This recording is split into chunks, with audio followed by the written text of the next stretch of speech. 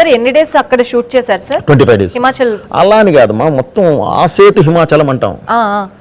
So ఈ చివరి నుంచి ఆ చివరి వరకు కూడా వెళ్ళాం హిమాచలం. Okay okay. భారతదేశం మొత్తంలో చేసామ్మా. అసలు మనం ఇటువైపు నుంచి ఉత్తరాఖండ్ దగ్గర నుంచి మనం స్టార్ట్ అయితే యాజ్ ఇట్ ఈజ్ మొత్తం అంతా కాశ్మీర్, హిమాచల్ ప్రదేశ్, ఇటువైపు లే, లదాఖ్ బోర్డర్ వరకు, ప్యాంగ్యాంగ్ లేక్ వరకు కూడా వెళ్ళామ్మా. Okay okay. ప్యాంగ్యాంగ్ లేక్ వరకు వెళ్తే ఒక ఇన్సిడెంట్, అది మాత్రం మర్చిపోలేదు. అక్కడికి వెళ్తే మా దగ్గర దాపుగా చలి తీసేయండి, మా చలి గురించి ఎక్కువ మాట్లాడకూడదు. ఉంటుంది అక్కడికి వెళ్ళి చలి ఉండదంటే అట్లా ఉంటుంది. కాకపోతే చాలా తక్కువ ఆక్సిజన్ ఉంటుంది. ఓకే. చాలా తక్కువ అంటే 10, 15, 10, 15 అంతే, 15%, 20 కూడా ఉండదు. సో మాస్క్ పెట్టుకున్నా కూడా మనకు గాలి ఆడదు. ఆ ప్లేస్కి వెళ్ళి యూనిట్ అంతా అలా దిగాము. మేము 8 members అంతమంది ఉన్నాం, 8 to 10 members. అలా దిగితే ఇక పక్కన చైనా దిగితే ఒక బెటాలియన్ ఉంది. అందులోంచి ఒక వ్యక్తి సీరియస్గా దర్మని వచ్చాడు. వచ్చి బోయపాటి గారు అన్నాడు. విండ్ అయిపోయింది.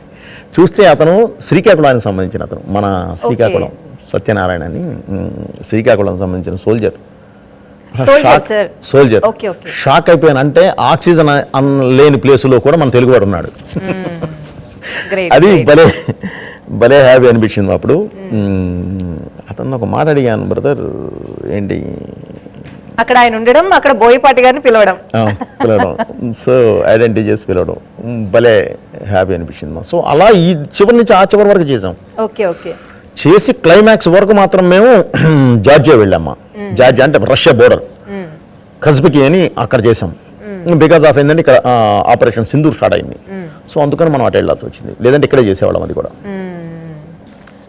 ఎగ్జాక్ట్ ఏదైతే ఈ అటాక్ జరిగిందో పహల్గాం, దాని పక్కనే మేము లొకేషన్ ఓకే చేసింది.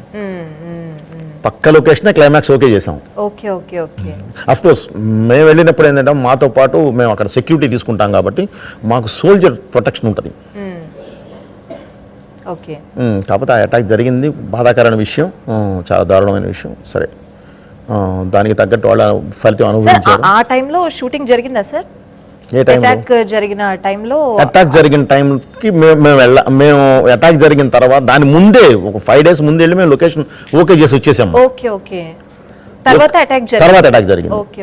అటాక్ జరిగిన తర్వాత ఇక మనకు అక్కడ పర్మిషన్స్ మొత్తం అంతా వద్దండి, మేము వేరే స్టెప్ తీసుకోబోతున్నాం, మీరు వెళ్ళిపోండి.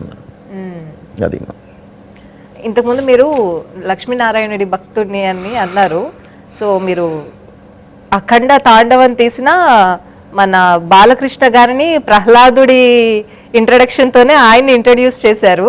అది చాలా బాగా అనిపించింది సార్. అంటే ఎట్లా మిక్స్ చేశారు? అలా అని కాదమ్మా, ఒక యంగ్ బాలయ్యకి ఒక అనంతపూర్లో ఉండి పొలిటికల్లీ ఉన్న ఒక వ్యక్తి, ఆ ఏరియాలో ఏ ఇది ఉన్నా సరే, సమస్య ఉన్నా సరే వెళ్ళి నిలబడే వ్యక్తికి, ప్లస్ ఒక అఘోరాకి 2 platforms కావాలి, 2 different వేరియేషన్స్ కావాలి.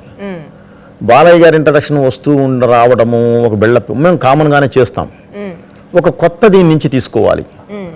భక్త ప్రహ్లాదుడు చెప్తూ ఉంటే బాలయ్య గారి ఇంట్రడక్షన్ వస్తుంది. కానీ నాకు స్క్రీన్ ప్లే చాలా బాగా నచ్చింది సార్. ఒక పక్క అక్కడ స్టోరీ జరుగుతుంది, ఒక పక్క కలెక్టర్ తో చెప్పిస్తున్నారు. చాలా బాగా మ్యాచ్ చేశారు దాన్ని. అండ్ అక్కడ ఆయన్ని లక్ష్మీ నరసింహ రూపంలో చూపించారు. ఇక్కడ సో ఈ బాలయ్యకి లక్ష్మీ నరసింహస్వామికి ఒక ఇది ఇచ్చామమ్మా, శివస్వామికి అండ్ అఘోరాకి ఒక ప్లాట్ఫామ్ ఇచ్చాము. మొత్తానికి సమన్యాయం చేశారు. అంటే మీకు, అంటే మీ ఫీలింగ్ ని సమన్యాయం చేసుకున్నారు. యాక్చువల్లీ నేను మీకు ఒక్కటి ఫైనల్గా చెప్తున్నాను అమ్మా, నేను యాక్చువల్లీ బాగా నాకు ప్రతి దీనిలోనూ నేను ఓం శ్రీ లక్ష్మీ నరసింహాయ అనకుండా నేను అడుగు పెట్టను ఎక్కడికి, నాకు అలవాటది. బట్ నేను తీసింది శివతత్వంతో ఉన్న సినిమా.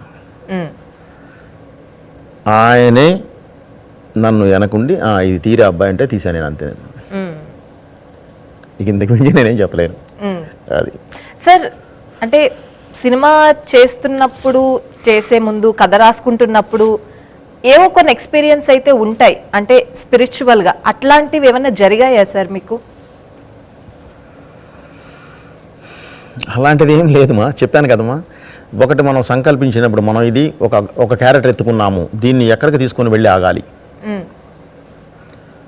మన ధర్మం ఏంటి, దానికి మనం ఎలా న్యాయం చేయగలం అని ఆలోచించినప్పుడు ఆటోమేటిక్గా ఇవన్నీ ఇది వస్తాయిమా. నెంబర్ 2 మళ్ళీ చెప్తున్నాను కదమ్మా, ఇదంతా ఏదో ఒక శక్తి అయితే నడిపించింది అంతే, దర్శి. ఎందుకంటే ఇంత చెయ్యాలి, అది 7 monthsలో చేశాను మా సినిమా. 7th month నేను మా తమన్ గారిని పిలిచి డైలాగ్స్, ఎఫెక్ట్స్తో అండ్ డమ్మీ సిజీలతో కాపీ ఇచ్చేసాను మా, చూపించేశాను మొత్తం. ఇప్పుడు మా సెంటిమెంట్గా మేము ఇంటర్వెల్ ఫస్ట్ ఇది లాక్ చేస్తాం, ఫస్ట్ ఆయన స్టార్ట్ చేస్తాడు. ఓకే. సో అలా వెళ్ళాం 7 monthsలో చేయటం అనేది. ఇవన్నీ ఇంత ఈజీగా చేయటం, ఇలా చేయడం, ఏది సినిమా అనేది ఈజీ కాదు మా. ఎగ్జాక్ట్లీ. ఏదైనా సరే మన వెనకుండి మన సంకల్పం, ఆ సంకల్పానికి దైవబలం ఉంటేనే జరుగుద్ది. అదే జరిగింది దీనికి.